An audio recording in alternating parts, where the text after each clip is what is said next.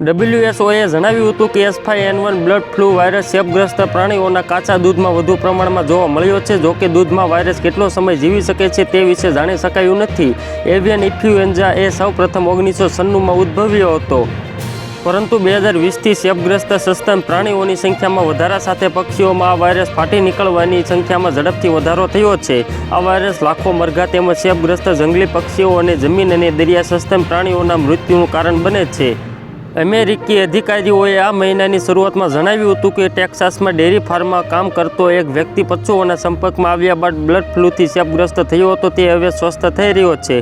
World health ઓર્ગેનાઇઝેશનના global influenza પ્રોગ્રામના વડા વેન્કિંગ ઝાંગે જણાવ્યું હતું કે ટેક્સાસમાં આ કેસ ગાય દ્વારા એવિયન ઇન્ફ્લુએન્ઝાથી માણસને ચેપ લાગ્યો હોવાનો પ્રથમ કેસ છે. પક્ષીથી ગાય અને ગાયથી પક્ષીઓમાં આ વાયરસનો ફેલાવો પણ આ વર્તમાન પ્રકોપ દરમિયાન નોંધવામાં આવ્યું છે, જે સૂચવે છે કે વાયરસને આપણે અગાઉ વિચાર્યું હતું તેના કરતાં ચેપના અન્ય રીતે ફેલાય છે. તો મિત્રો, હાલ માટે એટલું જ. ફરી મળીએ નવી અપડેટ અને નવા સમાચાર સાથે. તે પહેલાં ખાસ કરીને વિડીયોને એક લાઇક અને RTV ગુજરાતી ન્યૂઝ યુટ્યુબ ચેનલને ખાસ કરીને સબસ્ક્રાઈબ કરવાનું ભૂલતા નહીં મિત્રો.